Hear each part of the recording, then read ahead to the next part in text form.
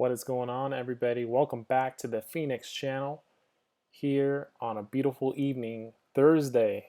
Made it to Thursday, guys. I want to thank you for tuning in to my channel. If you like this content, hit the like button. Consider subscribing if you haven't already joined us.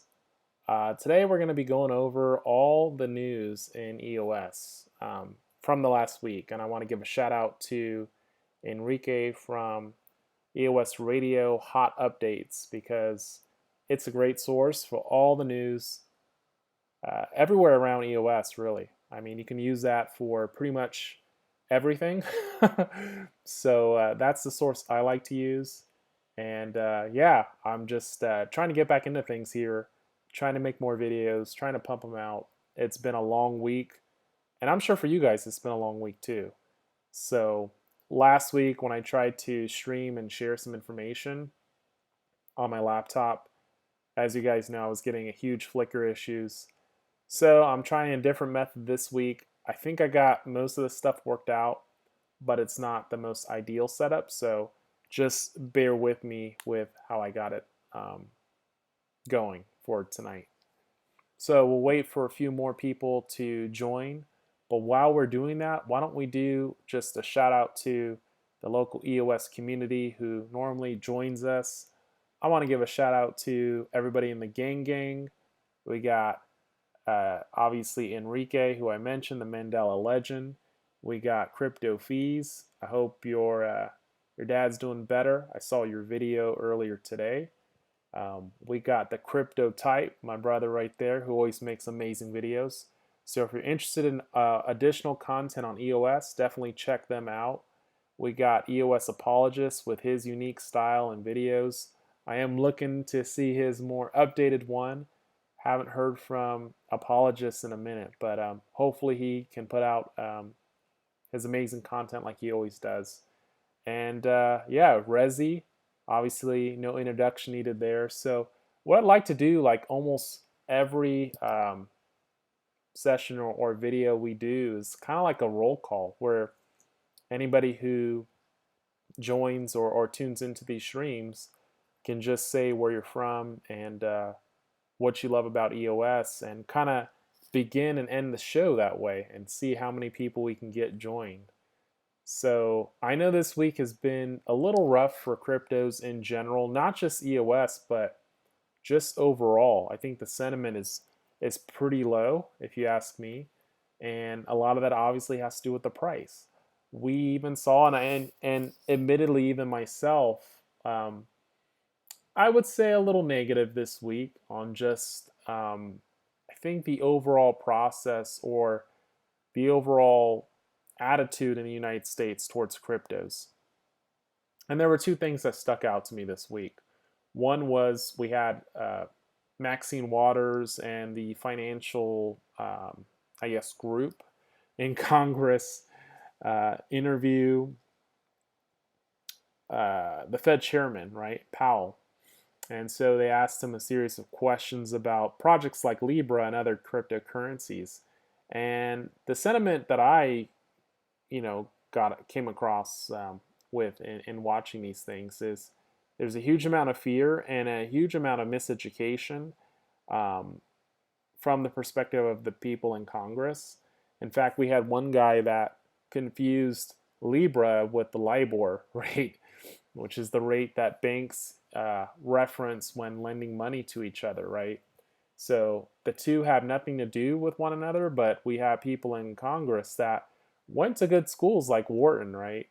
Who are mixing these terms. And it's like, well, this is the best we have, really? But indeed, that seems to be the best we have. So I don't know. I'd like to know what you guys think about that. I've been disappointed, and I guess the biggest concern I have is we got not just companies like Block One, but let's say you want to launch your company, right, in the United States, and you're trying to innovate and create value for people and create opportunities for people, because that's what cryptocurrencies do. They enable a whole new world of finance and access to capital and transparency and all these great things we all have learned over the years. but we have a cohort or a big group in the Congress and all these authoritative positions who basically make all the rules and who have no clue not only about cryptocurrencies and blockchain technologies, but they have no clue about how the current system works.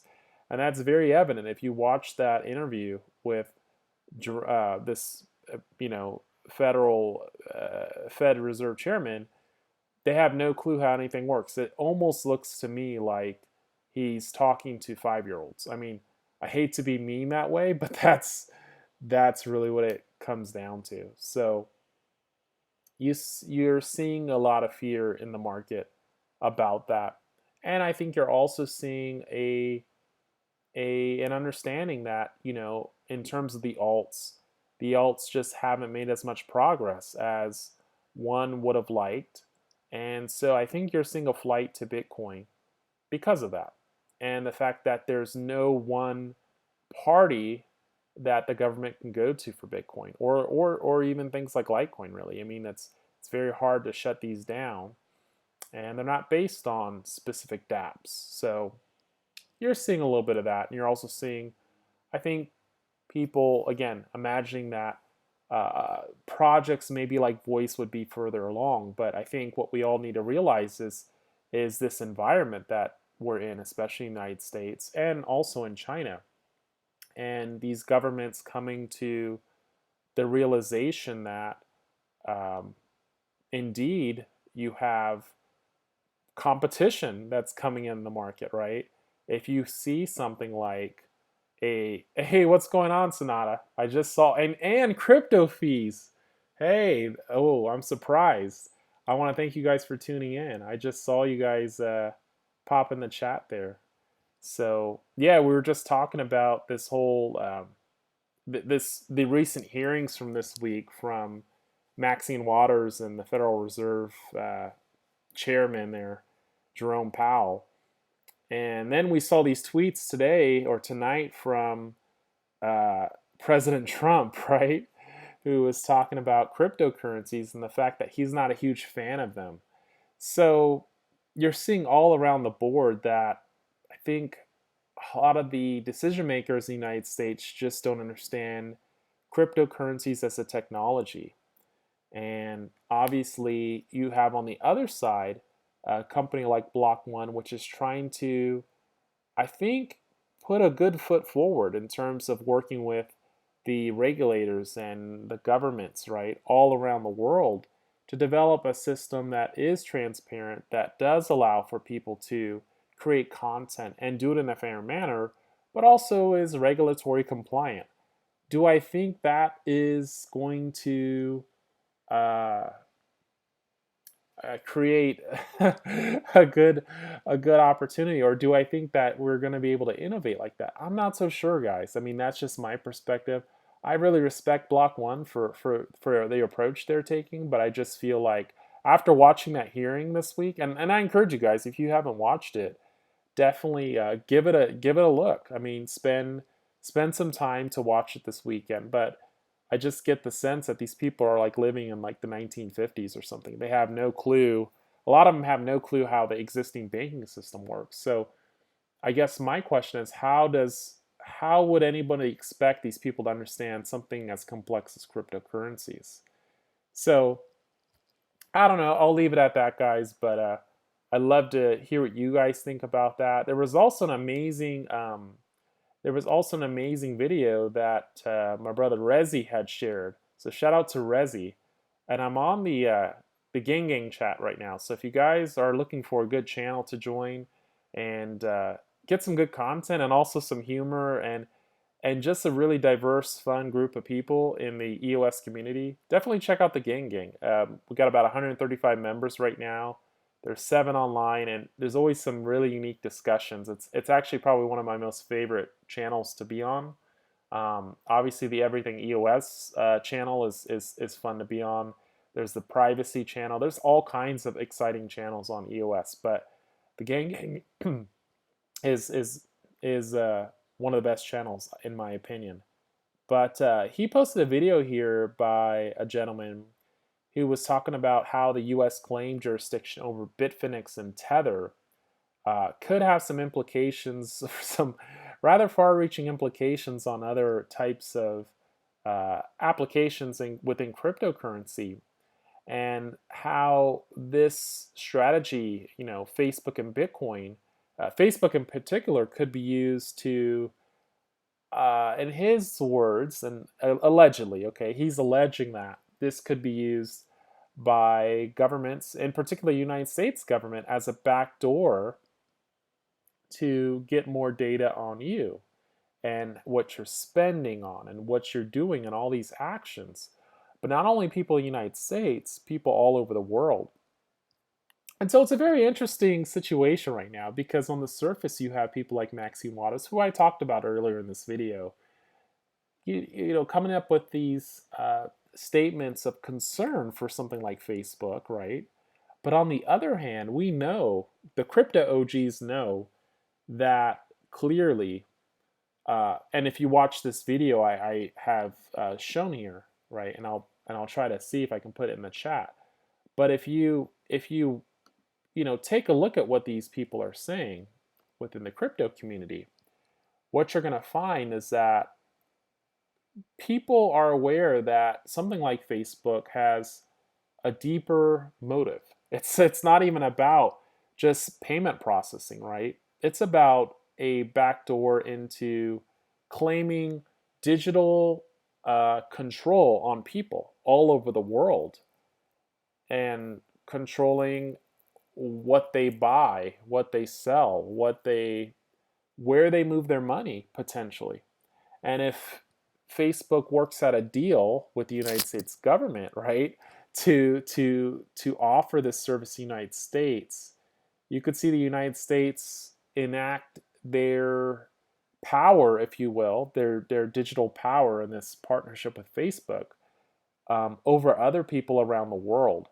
And so there's a concern here that if these companies, including Block One, because I'm not going to give Block One a pass. As crypto people, we have to be very skeptical on things.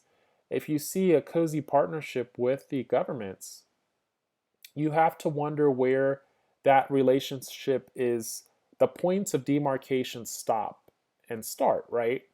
Because if there's too much of a relationship between these entities, you start to blur the lines, and the respect for individual rights and freedom become compromised, in my opinion. And so, as amazing as something like a Facebook Libra coin would be, or even like a Voice would be, I think we got to be very careful with, I mean, on the one hand, again, Block One hasn't shown that they're doing anything like that, but you just have to be really careful, especially with companies that appear to be wanting to jump through all the hoops, which, of course, some of those hoops might be providing governments a backdoor on access to the data and who's using it, and further entrenching the current system, which is exactly the whole reason why cryptocurrencies were created, to get away from those, not to strengthen them, at least in my opinion. So Sonata makes a good point here that he says, besides the usual vice addictions, most people are addicted to oil and fiat banking. And that's true. And so the other thing with these people is, I wasn't really surprised tonight when I saw Trump's tweet about the fact that something like Bitcoin or cryptocurrencies is used for something like money laundering, in his words, right, or drugs in this case. I mean, that's the statement he made. I'm on the page right now, so let's see if we can find what he said here. He goes on to say that, let's see here. I'm not a fan of Bitcoin and other cryptocurrencies, which are not money and whose value is highly volatile and based on thin air. Unregulated crypto assets can facilitate unlawful behavior, including drug trade and other illegal activity. Similarly, Facebook Libra's virtual currency will have little standing or dependability. If Facebook and other companies want to become a bank, they must seek a new banking charter and become subject to all banking regulations, just like other banks, both national and international. We have only one real currency in the USA, and it is stronger than ever, both dependable and reliable. It is by far the most dominant currency anywhere in the world, and it will always stay that way. It is called the United States dollar. What I find interesting about this is the fact that we know the US dollar it is used extensively around the world, but in terms of purchasing power, we know that the US dollar has lost a huge amount of purchasing power. I mean, I can remember when I was a kid, um, my mom and my grandma would give me, $20 or maybe $40 on a large purchasing day, right, to go pick up bags and bags of groceries. And that wasn't that long ago. I mean, Phoenix is old. I mean, I am an older person, but I'm not like old like that. You know what I'm saying? This was probably um, 2 decades ago, maybe, that wasn't that long ago. And I can remember that $20 would buy quite a bit of stuff.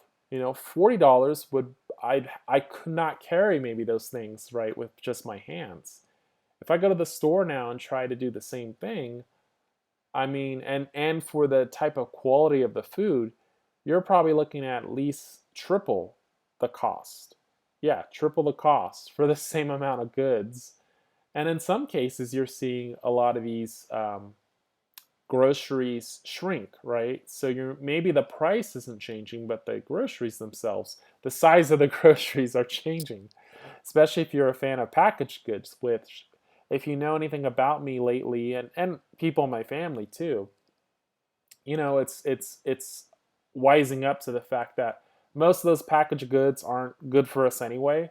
So, people like myself, I'm resorting more towards like raw foods or things that I can actually read the ingredients on and make myself, because that's again a path to freedom, getting away from packaged and fake foods that honestly don't do anything good for our health and probably further enslave us. And I could do a whole video on that and how it affects our thinking and our ability to just be creative, right, and innovate and all these things. So body's so important to take care of, and you only get one chance to do it right. So some other things I'm doing, I thought this is just like a chill day to talk with you guys and share thoughts. I put on the Gang channel. I'm interested and I want to connect with others on doing like a Friday or Thursday evening Zoom call, kind of like Zane and Ash Oro. Shout out to you guys if you guys are watching. I enjoy your content.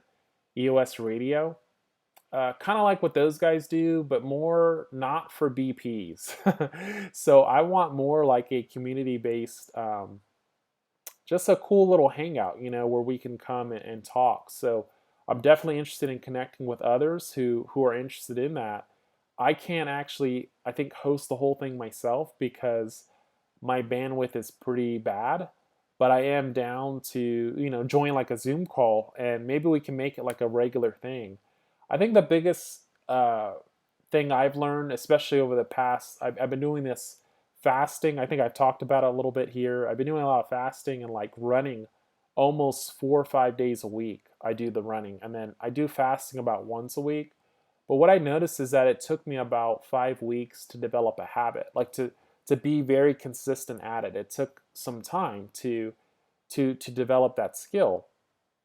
And I think with doing these videos and things like that, if I have accountability partners with me, if I have my brothers, my gang partners with me, if we develop a habit where we're doing it every week, it's just going to be amazing because, I know I have to meet you guys every week at a certain time, and you guys know you have to meet me at a certain time, and there's always going to be things to chat about. So it's always going to be exciting. So I am looking for people who want to be a part of that, just because of passion, right? And the other thing is, I love, talking and interacting with you guys, and I'm definitely looking at the chat.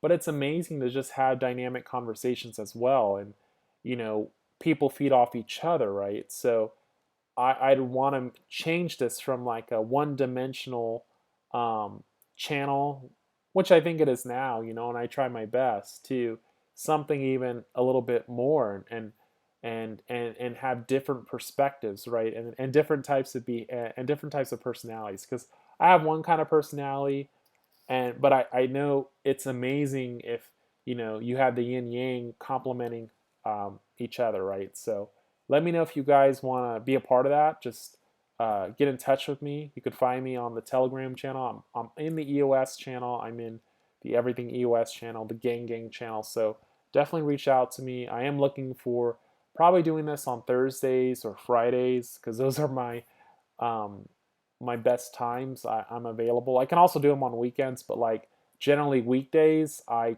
can't do a whole lot because I work like a crap load of hours.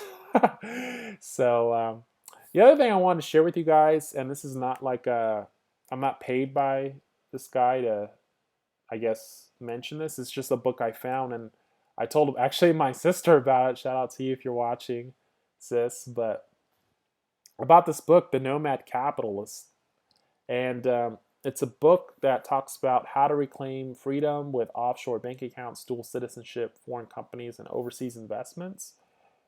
All legal. But he goes on to talk about like a bunch of things in this book about just becoming more of a digital nomad. And this is something I'm looking more into just because of, I think, things like I mentioned to you guys this week, the things I'm seeing, the observations, anybody who's educated and who spends the amount of time I do, listening to these people and hearing their hearings with the Federal Reserve Chairman, can get a sense of where the country's going. And the sense I get is, we have a lot of incompetence in power right now. And there's not a realization of the real problems. And there's not really a realization of the debt and the liabilities. And personally, I mean, I love the United States. I love being an American. I love the United States, but I don't think it's fair for the younger generations to sign up for stuff that we may not necessarily have borne on ourselves. So, for those that agree with me, it's going to be really up to us as a generation to figure out then where our where we should go, where we're treated best. And I don't know if it's here in the United States. You look at the regulatory environment for in innovating. You look at the regulatory environment for doing a startup. You look at the ability to raise capital. You look at all the red tape you need to do anything here, and it just adds more time, it adds more money, and it just adds more of a headache. And for what? you know, you have a huge bubble here in asset prices. You have huge amounts of taxes, and you have a huge amount of future financial liabilities. So in investing in real estate, a lot of people look at real estate in the United States and say, "What's up, Rezi?" A lot of people look at real estate in the United States and say, "Well, that's a great value, right?" But I'll tell you this: the way I look at it, it's actually a liability, because you're counting on the fact that your tax rate stays the same. And we know a lot of these counties and states and even the government has huge amounts of liability. And right now things are okay, but if the economy takes a dump, what do you think these cities and counties and governments are going to need to do? They're going to have to raise taxes. And so your investment in a house is basically a call option on the ability of the United States governments to stay solvent, even the sub-governments, right, to stay solvent and manage their affairs correctly. But you have people in Congress, like I mentioned earlier in this video, who confuse LIBOR rates with Libra. So can you really trust these people? I mean, you got a guy that supposedly went to Wharton School of Business, and he's confusing things, LIBOR and Libra on live TV. I mean, this is the best we have to represent our country, and you want to trust that these people are going to be able to, uh, you know, manage the affairs such that they don't inflict more harm on you or your assets. I'd rather be in Bitcoin personally. Now, Rezi says a paid off house that you don't live in but rent out isn't a liability, or is it? I mean, I'm going to agree with you. I think having a paid off house is definitely an advantage. It's not truly a liability, but I would say that, again, you could have a situation in the future where the tax liabilities on the asset far outweigh the benefits of it. You've already seen that in some places like in Detroit, right? I mean, that's an extreme example, but you could see that. If you look at areas like Japan, in the rural areas of Japan, who went through a similar transition to what the United States is going through right now, they basically have called it the lost decade, right? And so they have in Japan an issue now with having people inhabit the houses. They are giving away the houses. You have this huge population of baby boomers right now who owns a lot of the assets. Eventually they're going to die off. And yes, some of them have kids, but the ability for people to purchase those assets, you look at the income of the people after the baby boomers and look at how much of their average income goes to paying off college debt. You have to wonder how much farther this asset boom can continue, right, in housing. So it's going to get really interesting. Rezi says most people don't get there, though. That's true. That's very true.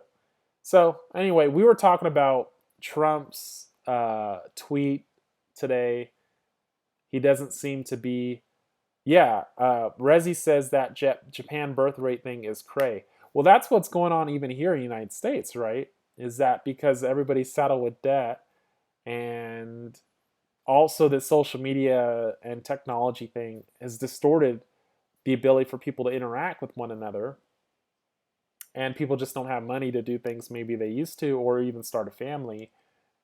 What do you think is happening here? It's the same thing. So actually what you saw in Japan is, I don't want to say it's a predictor of what's going to happen in the United States, but you're already seeing it. You're seeing a stall out of household formation in the United States. And so we are basically following in the footsteps of Japan. And even our monetary policy is the same. We're doing the same things Japan did. Trump is calling to devalue the dollar, to make it lower. But then he goes on to say in these tweets that we have the best currency and it's used all over the world. So, what I've learned, and I think you guys would agree, over the past, I'd say, couple years, especially in crypto and looking at different alternative media sites, right, is that we don't even know what truth is anymore. It's hard to know what is real in society.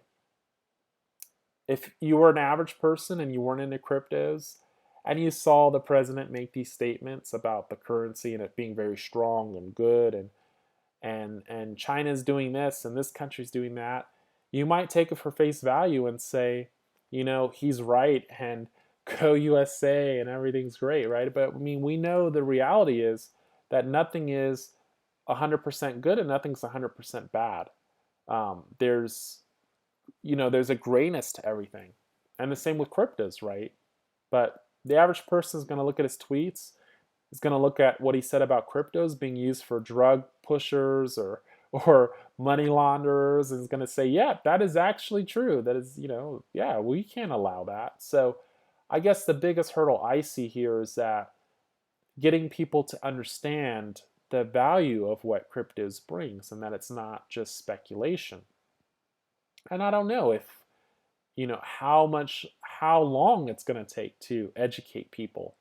And if we have the army to educate people, if we have the right forums to educate people, how do you get to tap into the average Joe's mentality who's maybe into things that don't go deep like EOS, because EOS especially, it can be very deep and complex. And so the complexity is always something I mentioned to you guys has been one of my concerns.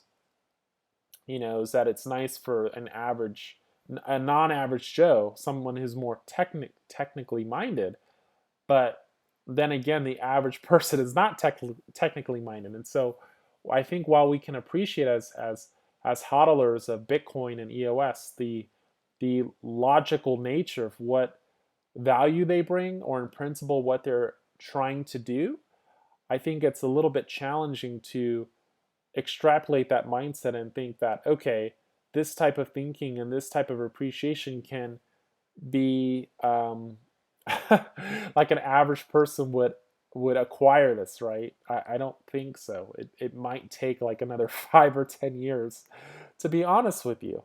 And so we gotta, I guess, maintain that long-term view on things. But it's amazing to have you guys along for the ride. So that's what's going on in Trumpville. That's what happened this week. I talked about hearings in the Gang channel, and a lot of people were like, what's this guy talking about? I was talking about the hearings with the Fed chairman. So bottom line is, based on that conversation, guys, we got like a long way to go.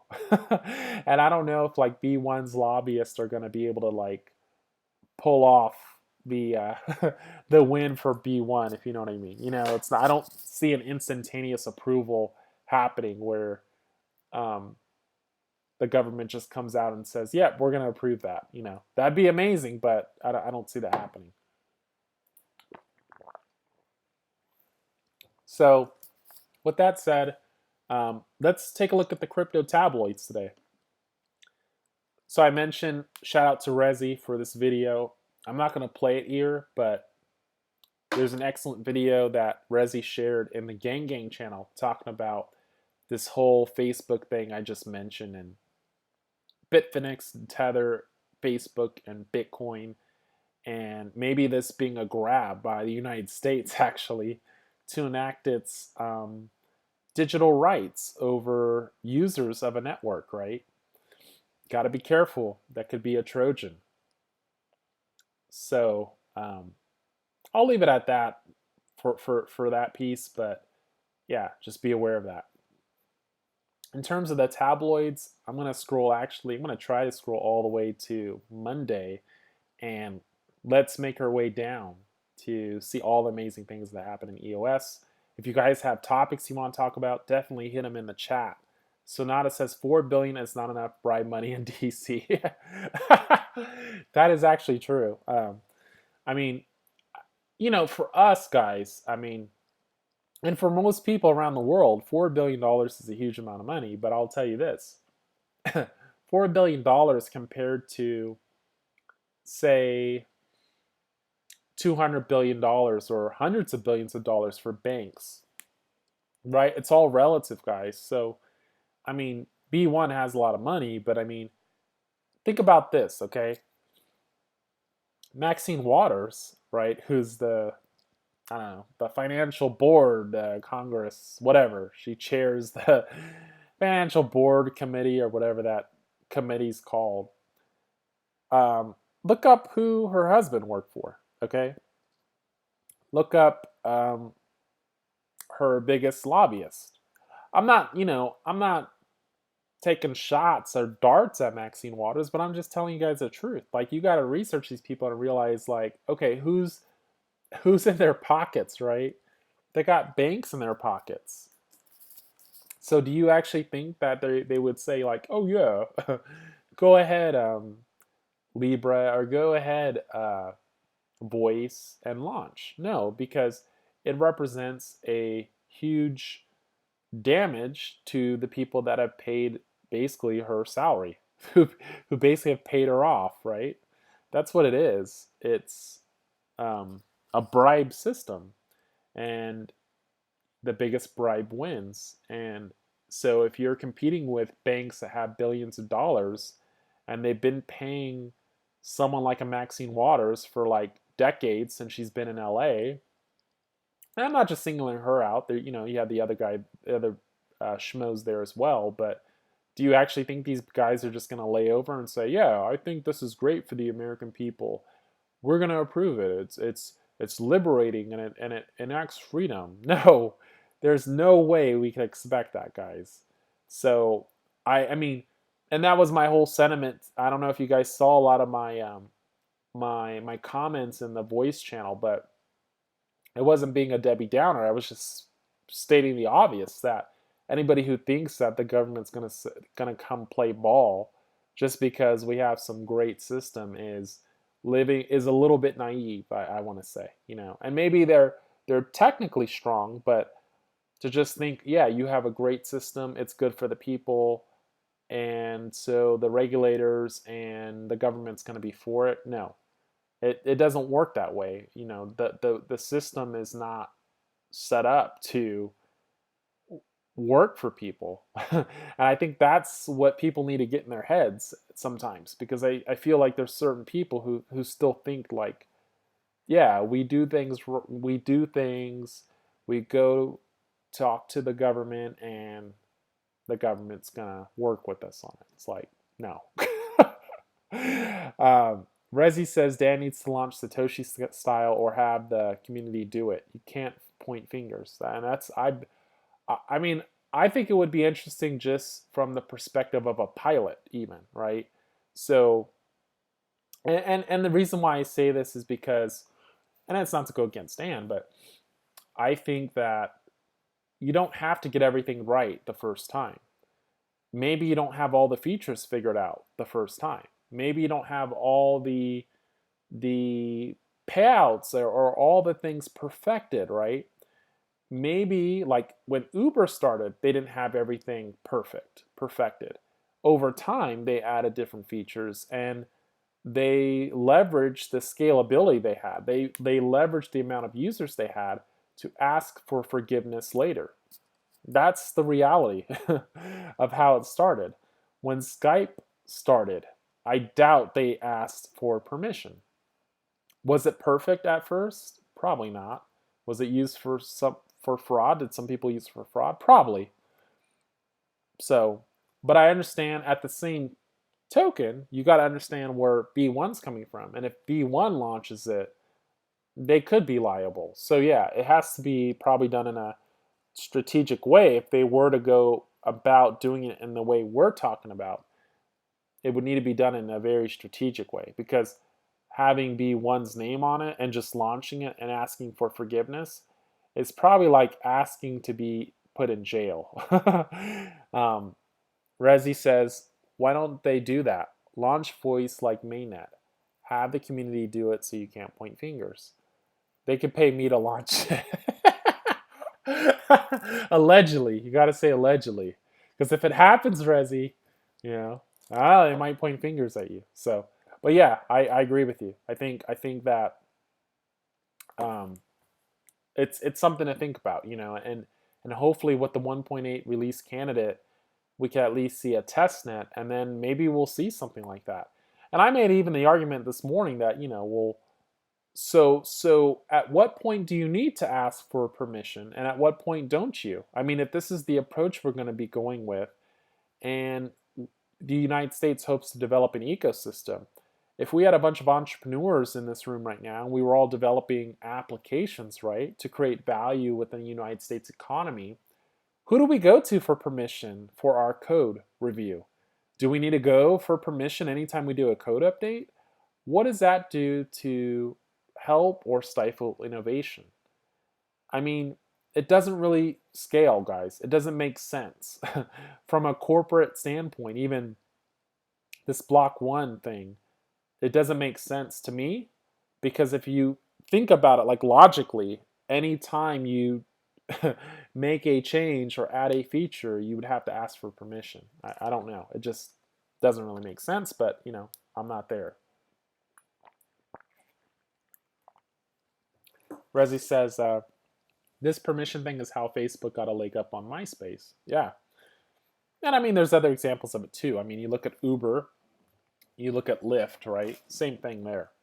And in fact, even like Uber for a long time was in trouble, like in a lot of cities. I remember like they weren't even allowed in airports, but people would still use them, right? So technically they were banned, but Did they wait for that? No, they just did it. So it might take a tweak of the business model, especially early on.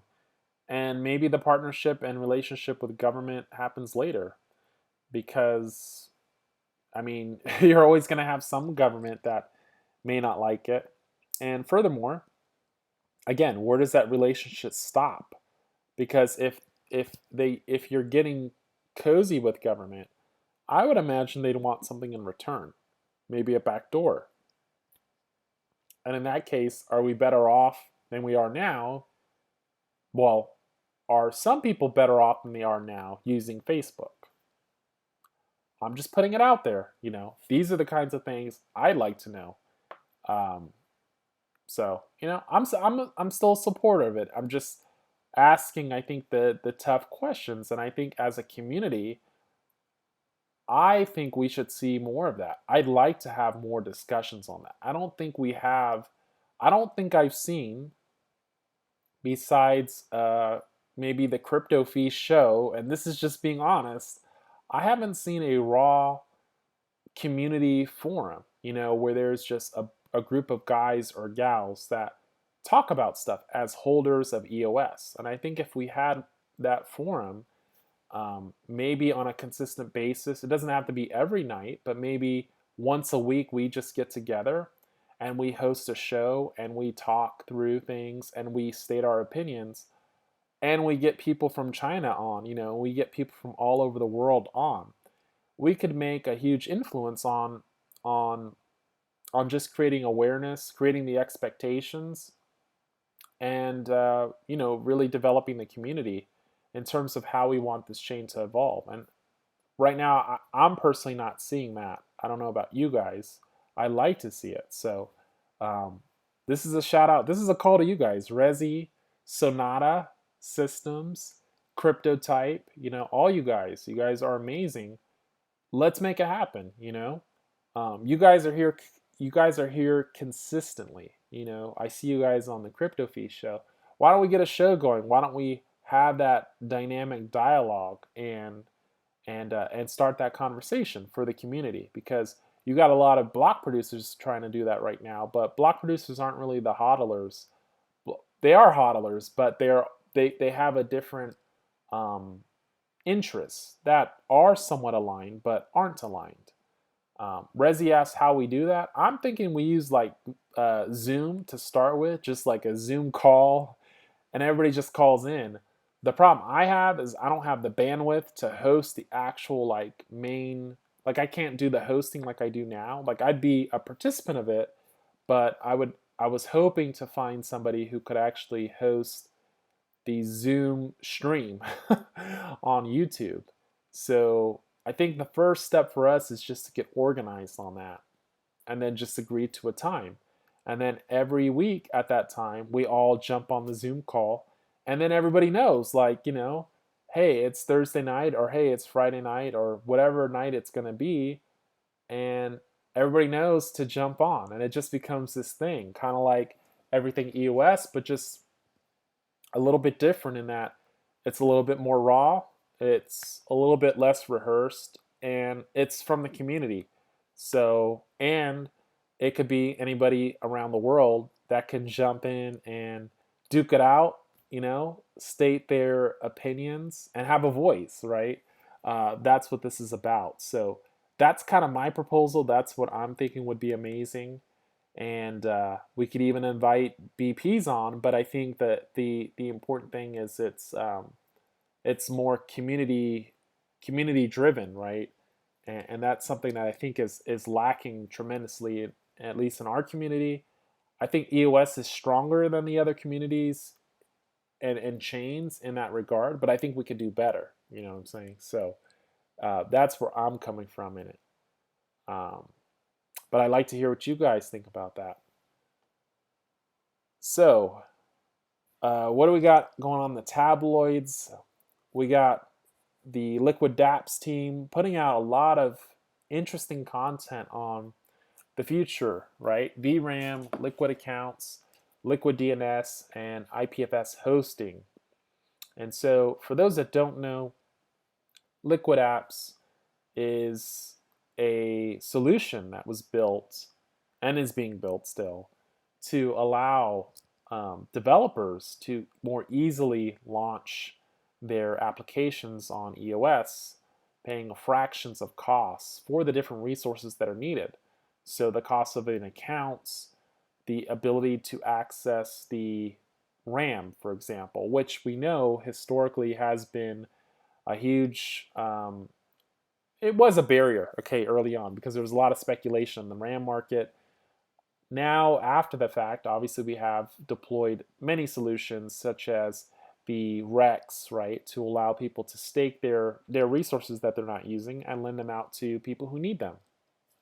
But Liquid Apps takes it to another level and truly allows the developers to gain access to the resources for like fractions of the cost it would take to deploy them using the traditional resources that makes up EOS. So shout out to those guys. If you want to read the article, again, check out the EOS Radio Hot Updates.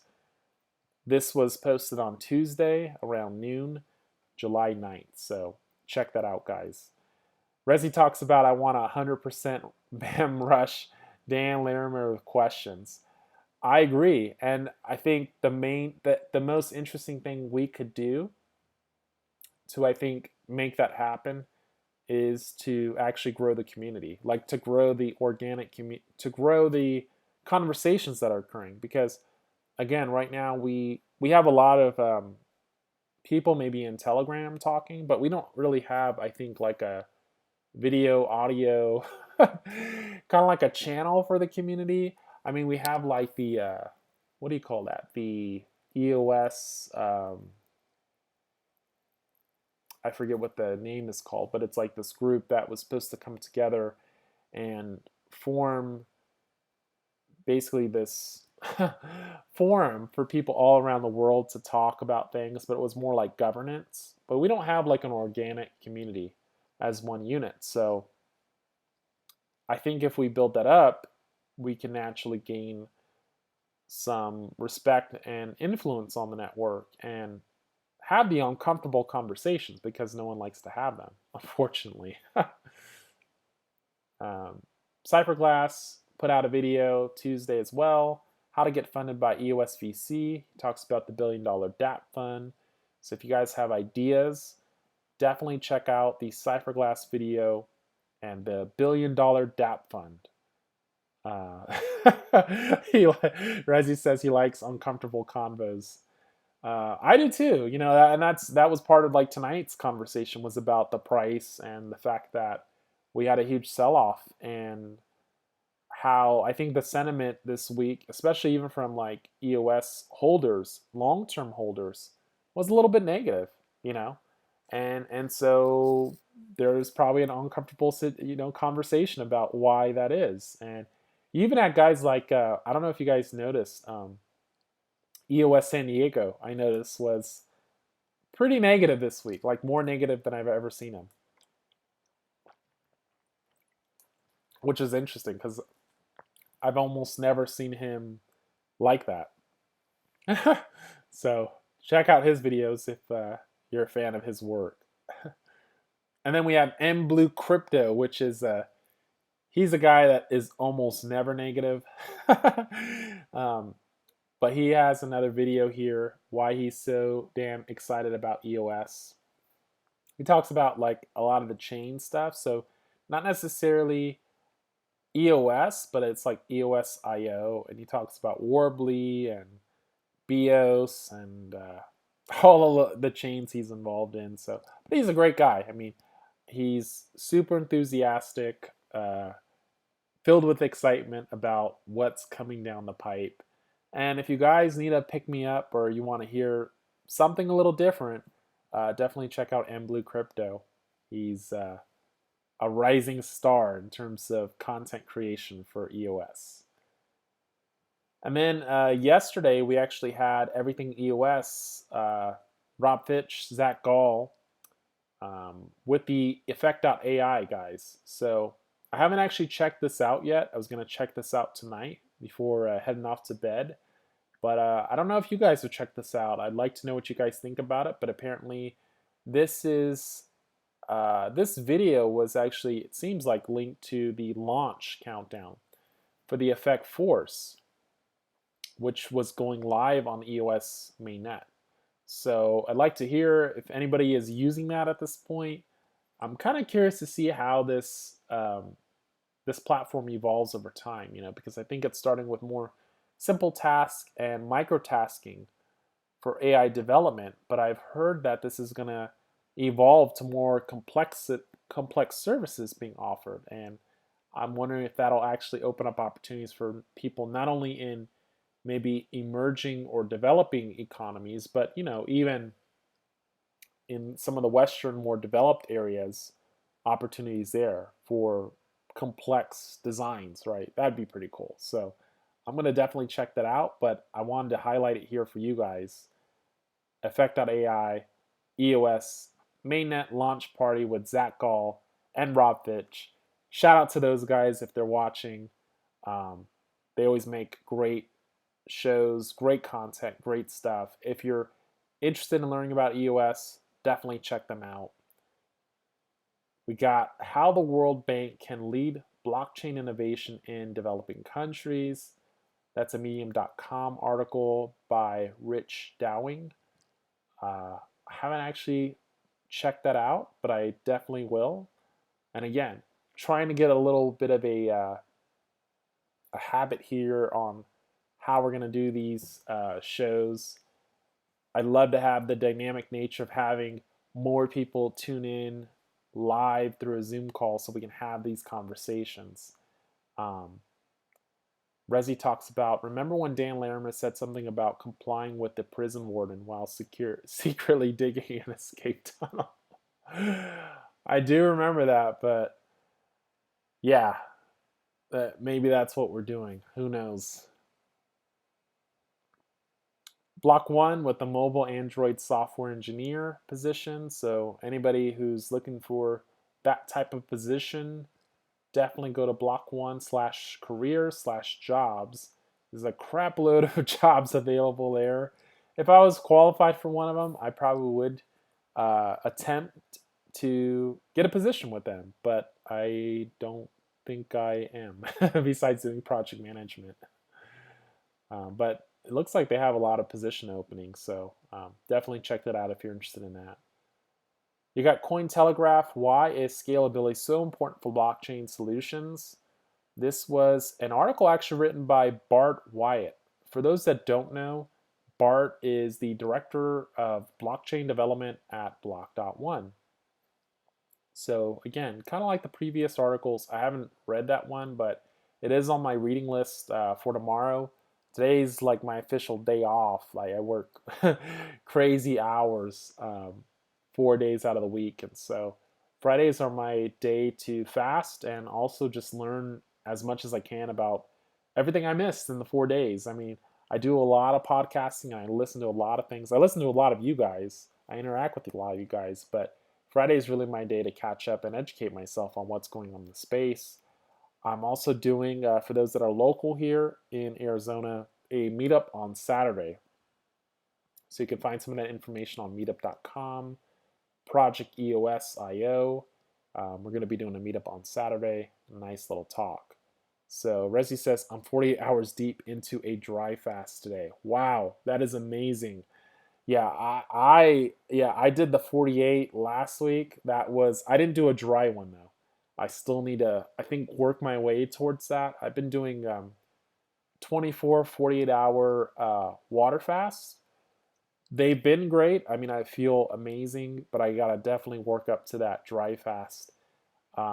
Here, the heat is just crazy as well. So I don't know if that's part of it, but I'm just, easing into things right now. I'm just getting the hang of fasting mostly. So, but it's been good. Team Poloniex, they added more asset pairs, 7 new markets for Tether and USDC. So they added the EOS USDC as a pair. Yeah, I'm pretty lean. Yeah, so people were looking, they were like, "Oh, you lost weight," because I've been doing all this fasting. Sometimes I do like twice a week, but it doesn't really affect me. And what I've been doing, and I mentioned that's part of my goal, even with this channel, is to help others like become accountability partners with even doing content. Because what I've noticed, even with my fitness and my diet over the past 3 months, I'd say, is now I'm in a habit. So every day I get up like at 5 or 6 and I run, it's not a huge amount of miles, but it's maybe like 3 or 4 miles. And it's like consistent, right? So now I'm in a habit of doing it. And now I'm in a habit of doing weekly fasts. So it just makes it so much easier. But I've also noticed that I've lost a lot of the remaining fat I did have. It's gone basically. So it's just interesting how the body like just quickly responds to things. The body's amazing and how it heals. And if you treat it right, then it, actually takes care of you. And then we have this amazing message. Attention all block producers and standbys. The proposed date for the upgrade to 1.8 is September 23rd. Please sign this reference to acknowledge the date. A list of signed BPs can be viewed at https://eostitan.com heat map. ODS EOS block production section top 21. So this is just saying they have a date. September 23rd is the date. 1.8 is coming through. For those that don't know, 1.8 is a very critical milestone to enabling voice on EOS. So if we get 1.8 through, in terms of a time frame, we're probably looking at voice on some type of a possible deployment, maybe sometime in October or November, guys, which isn't too bad. We'll have to see how it goes down and how it's treated, right? But September 23rd, guys. Obviously, we had the EOS radio show, so check those guys out. They had a nice show. Oh, Rezi asked why voice needs 1.8. So voice needs 1.8, and I tried to explain it in my last video, but I probably didn't do a good job. Voice 1.8 is critical, or not voice 1.8.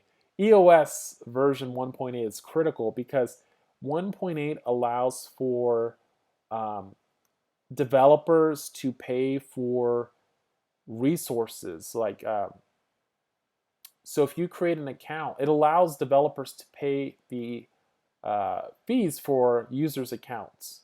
So with the current software on EOS, when a user wants to use an application, that user needs to pay for their own resources. With the move to 1.8, it would allow a application like Voice to pay the fees for getting that started, right? Very easily. So it's a key feature because if you look at anything like Ethereum or a lot of these other projects, nobody has that. Nobody has that, right? So anytime you want to use an application, you basically need to have some kind of you have to pay as the user. It just doesn't make sense. And an average Joe who knows nothing about EOS is not going to want to pay anything to interact with a project like Voice. So I'd say that's pretty key, guys. So again, September 23rd, mark your calendars. Maybe we can even have a countdown, but that's going to be exciting to see. And, even though it seems far away, we are in July. So, 2.5 months, 3.5 months, not too far away. Yeah, Rezi says like how Facebook pays the fees and not users. Yeah, pretty much. So, and then let's see. Enrique posted item games Darktown. So it looks like we have a new game from gameplay to non-fungible token trading.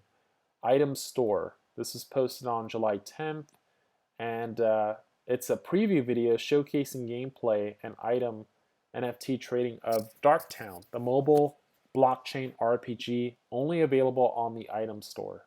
So you can check that out if you're into games. Definitely give them a shout out. And let me know, guys, how you like that. I haven't really played that. I have played some games, some blockchain-based games, but I haven't really gotten to the whole gambling and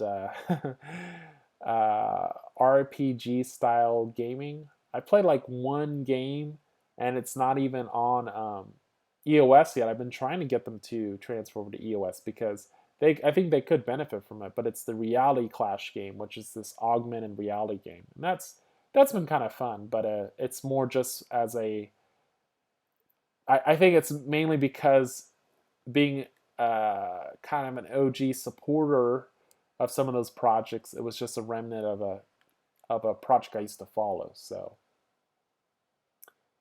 and then we had Max DAPP release his video Effect 4 sneak peek with Chris Dave, who's I think leads the efforts at Effect.ai. So definitely check that out, guys, if you're interested in learning more about that.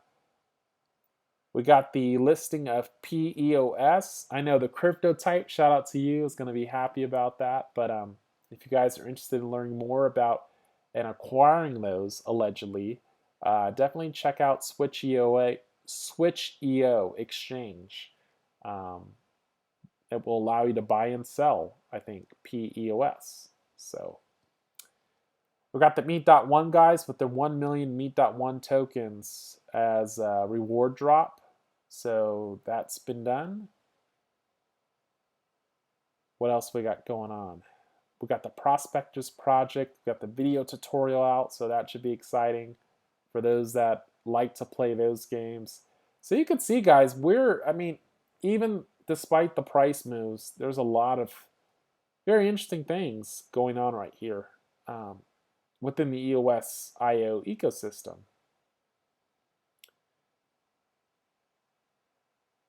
Again, the EOS Radio weekly show was on. I actually watched a lot of that today. That was pretty interesting. I enjoyed that. And then EOS Authority, analyzing and improving DPoS consensus protocol. Check that out. I already mentioned the Effect.ai. So yeah, just a huge list of this keeps going, actually. It's a whole host of stuff, guys. So I think with that said, I think that's going to be the show. I want to thank you guys for tuning in tonight. Definitely reach out to me on the Gang channel, or just reach out to me personally and let me know if you're interested in helping to support maybe like a weeknight, not every night, but like once a week, we could do a show with Zoom. What I need, or what I'm looking for, is somebody who has the bandwidth and who has a YouTube channel that can actually help create that, because I don't think I could do it on this laptop setup I have. It definitely is a no-go, but I'm willing to be consistent, show up.